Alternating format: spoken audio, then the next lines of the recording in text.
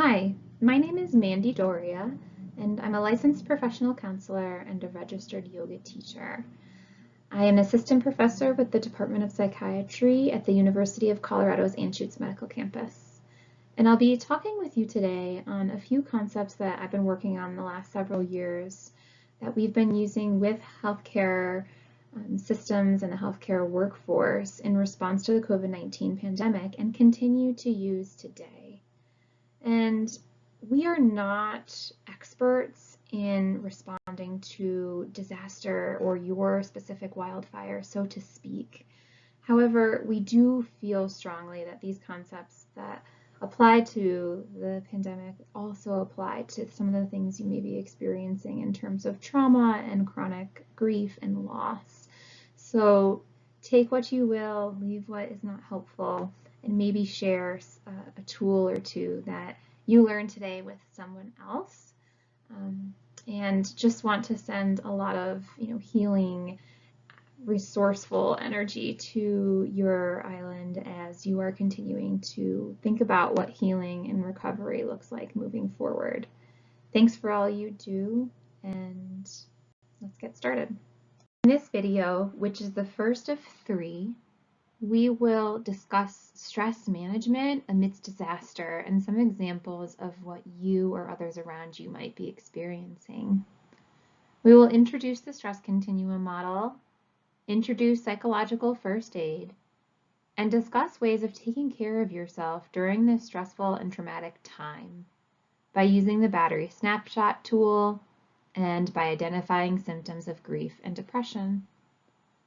In the following videos, we will cover other concepts such as stress role analysis, how to support others, what to expect with children and how to support children and families, as well as additional resources.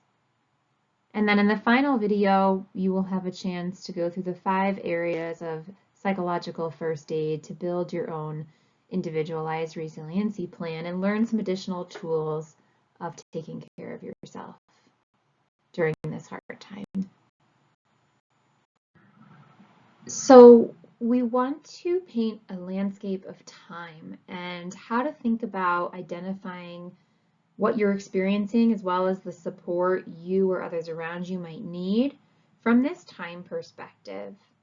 And in most of this presentation or video, we're going to talk about the now, really recognizing and naming the things you're experiencing.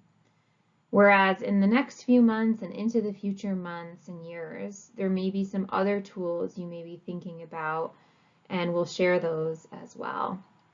So for now, we really want to name the power of expressing what you're feeling as grief and the intense waves of disbelief, shock, sadness, and the multi-layered impact of grief.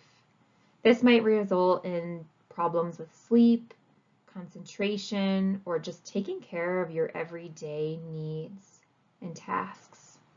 You may feel a lot of physical stress, muscle tension, tension in the body, as well as stress in your relationships and feeling short-fused or angry or irritable toward others, or wanting to help and not knowing how. And then there's a lot of daily hassles that come in response to disaster and wildfire loss.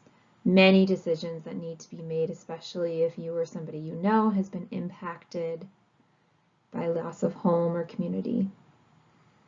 And then as a healthcare worker, there has been endless and unrelenting stress in healthcare before this disaster, and now you're dealing with these layers. Over the next few months, you may continue to experience these waves of grief and overwhelm, exhaustion, physically and emotionally, and these experiences may evolve. And we'll talk a little bit more about how to check in with yourself in a few months. The support around you may be decreasing. We usually go through this honeymoon phase of supporting others and rallying as a community, and sometimes that dwindles. And then the stressors and hassles may continue to evolve as you're trying to really reconfigure and figure out your routine and different areas of gathering and community that may have shifted. And relationships may be changing too. So these dynamics may continue to evolve, whether that's stress put on the relationships or even feeling more connected in some other relationships. And then into the future, there's this weight of constantly taking care of others as well as your community and yourself as you continue to recover and rebuild and heal. Reminders of grief and loss may come up and sometimes unexpectedly, so continuing to care for those. And time typically does help heal and the recovery process, so this grief may get easier. But the continuous adjustment of new life, routines, different places, different rebuilding, and then finding that sense of safety again in your communities. So noting everyone's experience will really be different and to honor those without comparing. And these again are just some of the things that we might anticipate. So we're going to use this as a template for these concepts throughout these videos to think about now, the next few months and into the future, different ways you could be thinking about this time and tools to practice. So we'll get into what the stress continuum is in a moment, but right now we're just suggesting to use this tool to really name the power and impact that this wildfire is having on your day-to-day life and other stresses that may be going on before this happened, so that you can begin to name and mitigate ongoing stress, injury, and impact, and then plan what your recovery might look like. Again, getting into these psychological first aid steps, which we'll address soon. And more importantly, think about a buddy or somebody that you trust that you can check in with on a regular basis and focus on that. Staying connected to at least one person who truly knows what's going on with you can really make a difference in the way that you're managing and responding to stress and trauma.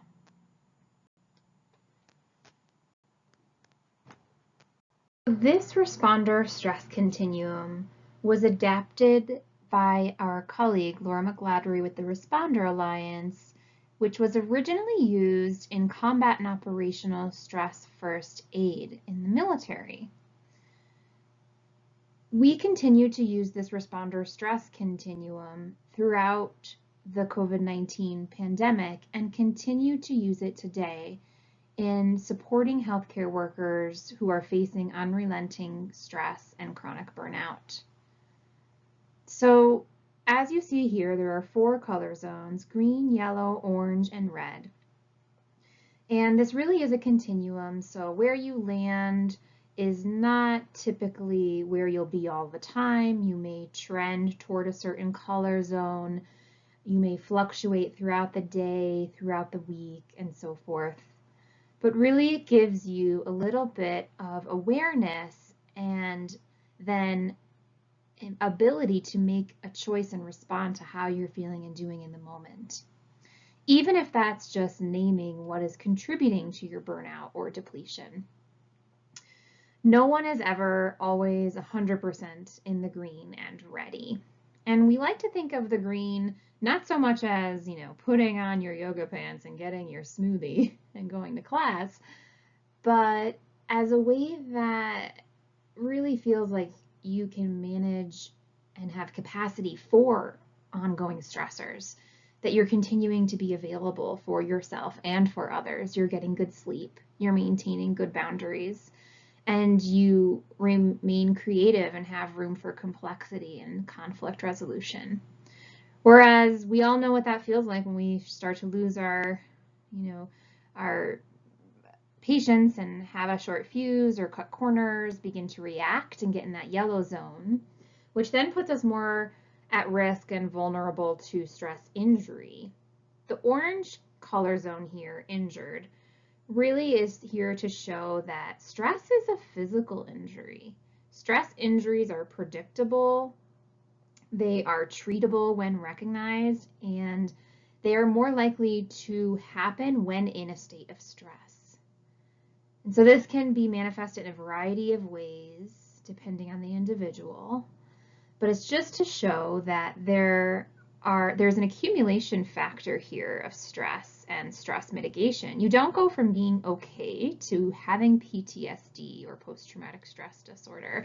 There's a lot that happens in between, and with these early warning signs, we can name it and feel a little bit more empowered to maybe do something about it or make a different choice on our perspective of how we're managing and naming our stress.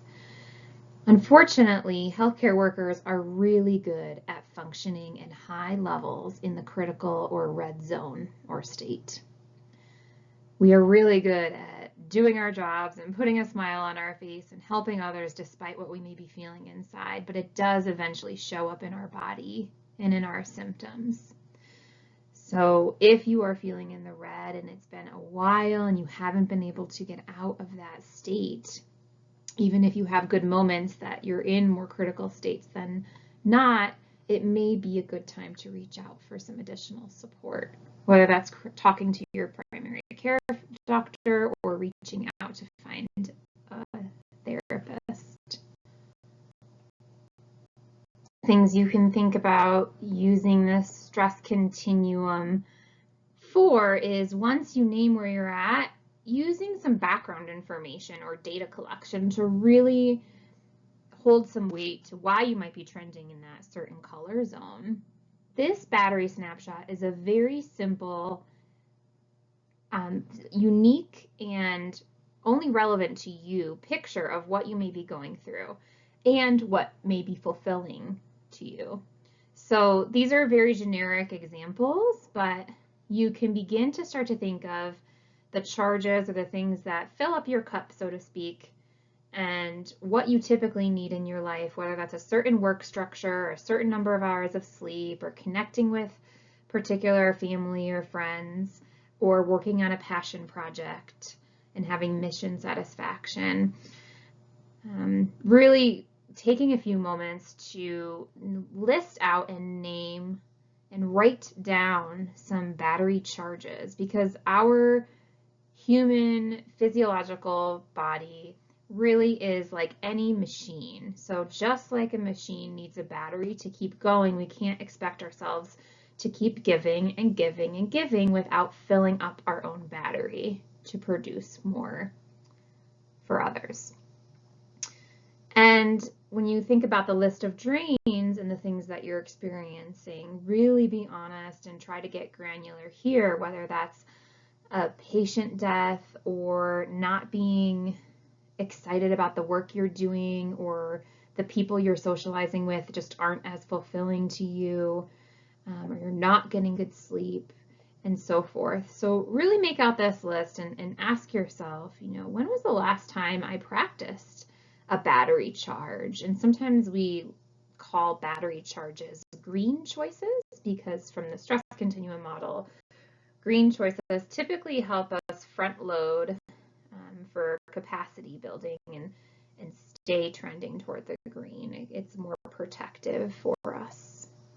And we put this together to really emphasize that, again, it's very unique to you, and simple, concrete actions or situations, environments, people. But in response to trauma, typically less is more.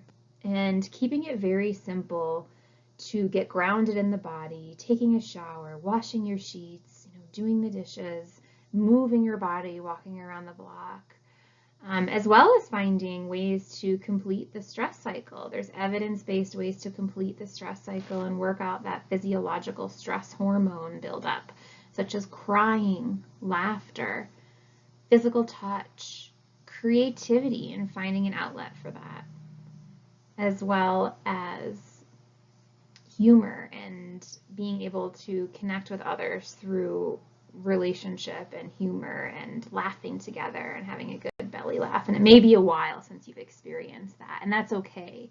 But as these moments are coming up, really trying to name them and let them soak in. And continue to think about those depletions, ongoing sleep problems are going to cause disruption in our life.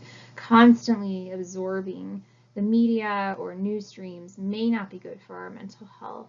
Feeling a lack of safety or scarcity, and maybe even judging ourselves, what others are going through compared to what I'm going through.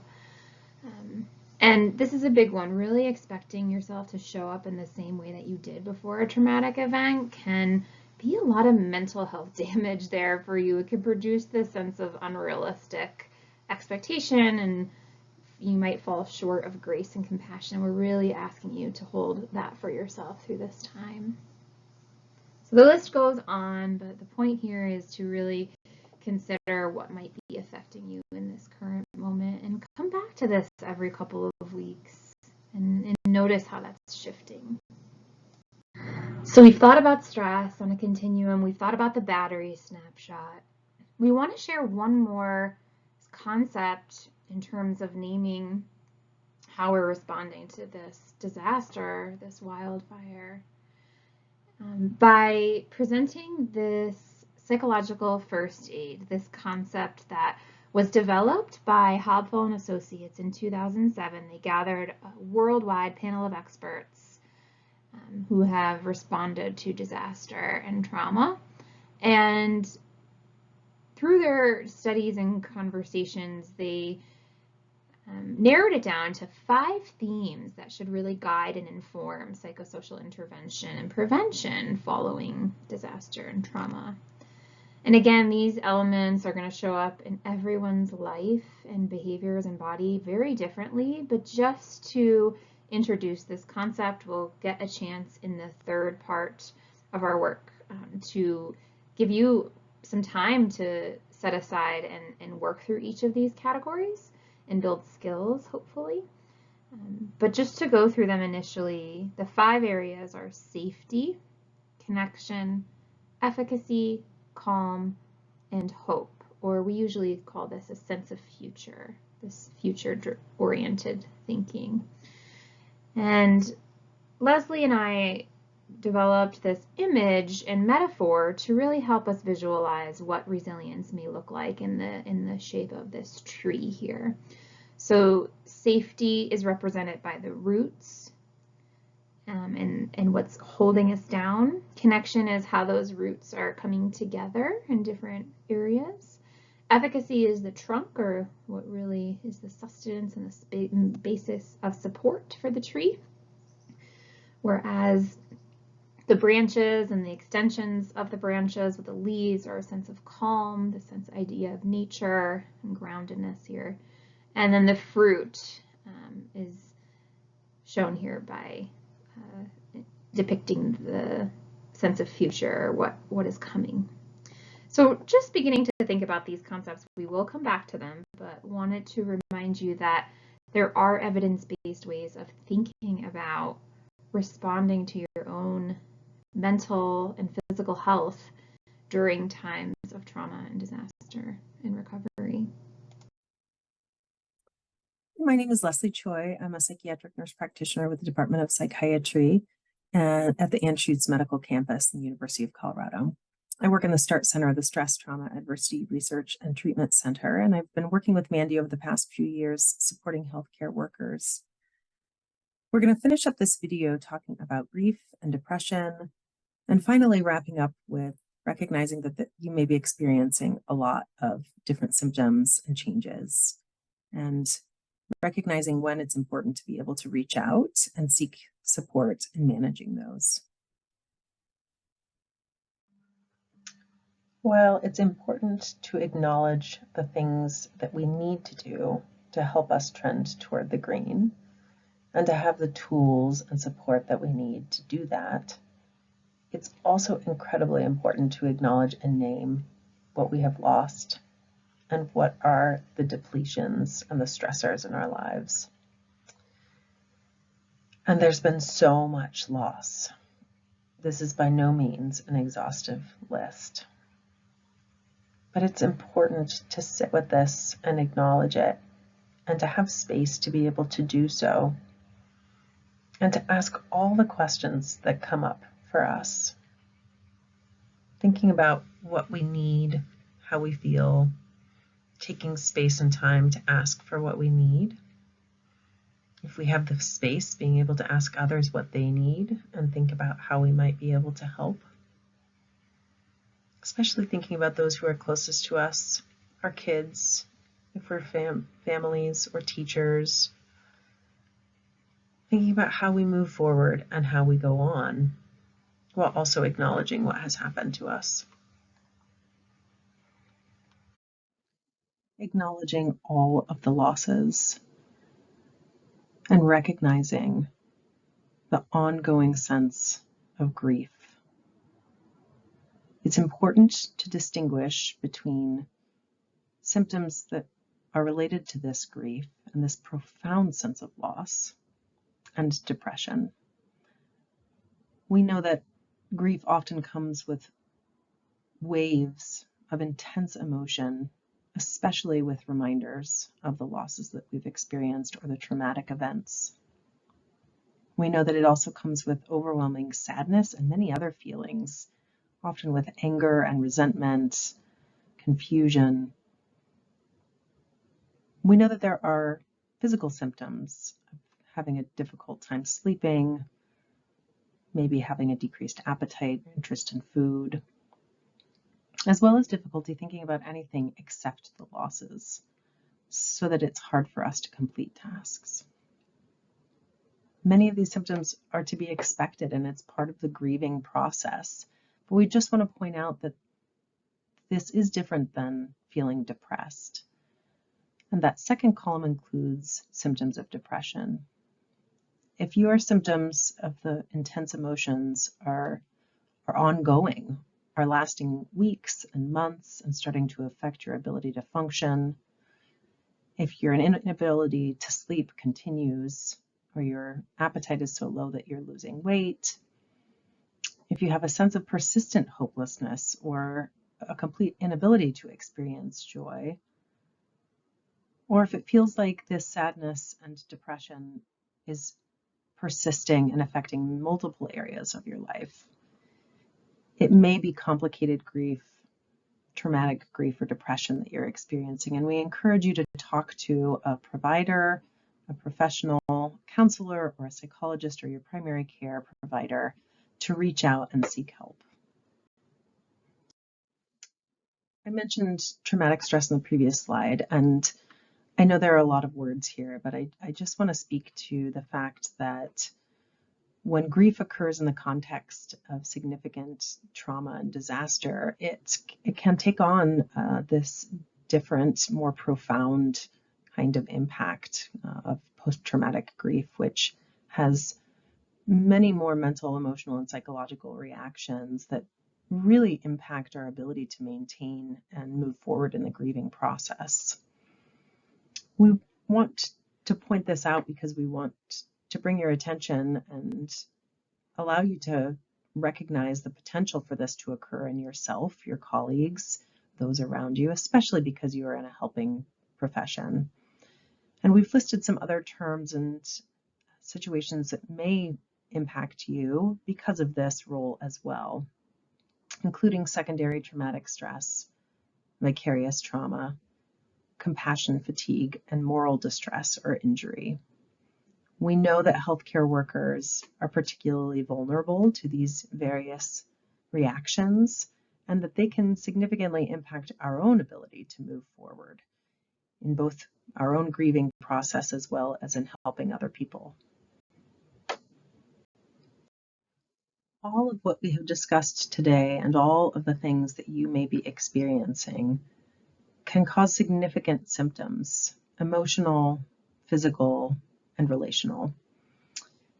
And we want to give you just a simple takeaway of a strategy for checking in with yourself and others beyond the use of the stress continuum to ensure that this traumatic stress, this grief, perhaps this depression isn't impacting your life in such a way that it's really important to seek some of the resources that are offered.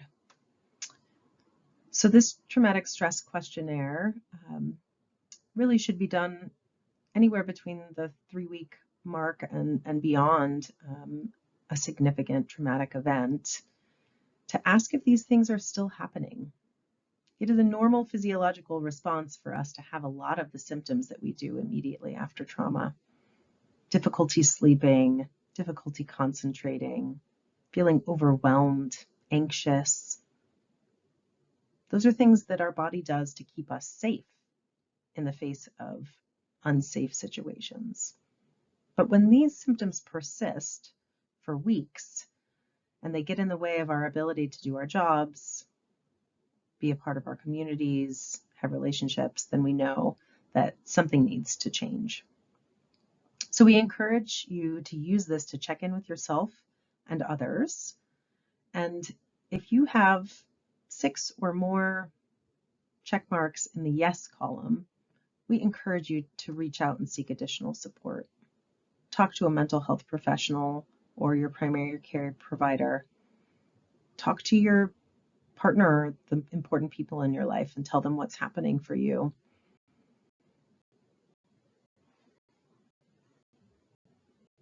We hope that this information is a beginning step to start and pause in order to reflect how you are being impacted and those around you are being impacted. The remaining modules listed below will include various topics. These topics are presented in light of the COVID-19 pandemic and how these tools continue to be useful for responding to chronic stress and burnout. We also feel that these tools are applicable in response to disaster, as they highlight the 5 areas of psychosocial resilience or the individualized resiliency plan, which you will get a chance to explore in the next module on the biology of stress. Moving through grief and finding meaning will highlight the various ways of thinking and conceptualizing about grief and loss, as well as traumatic grief, which we touched on a little bit in today's message. And then it continues with finding ways to connect with others in a meaningful way and the importance of that bidirectional support, with some tangible tools to reflect on what you need in order to then allow yourself to give others what they need. And in line with creating balance in our stress response involves what we all know is important in terms of our biological need of sleep, but these last 2 sessions offer more tangible exercises and guided exercises that will help you downregulate your nervous system response and allow the parasympathetic nervous system response to take over instead of being in fight or flight mode, which involves the sympathetic nervous response. And finally, using mindfulness in everyday life, really re-envisioning what that might mean and different ways that you may already be mindful or ways that you can take in moments in a way that will charge your battery, so to speak, through mindful movement, body gratitude, and other general techniques. So again, we hope that this adds on to your repertoire or tools in taking care of yourself, maybe sharing these with others, and hopefully creating more capacity for you to be able to continue to respond and do the work that is meaningful to you. And while we believe that the closest connections who you have in your life and the people immediately around you can often be your best source of support, we know that that doesn't always turn out, that many of the people around you are experiencing the same stressors and the same trauma and grief that you are. So we want to offer these national mental health resources in order to be able to find what you need when you need it, to talk to somebody about what you're experiencing, and to find a way to continue to be the helper in the world that you are, because we know that does promote efficacy. That piece of the psychological first aid is being able to do something when a traumatic or a significantly disastrous event occurs. And if we can get you to a place where you feel well enough to continue to care for others, we hope that that will be a part of your healing process.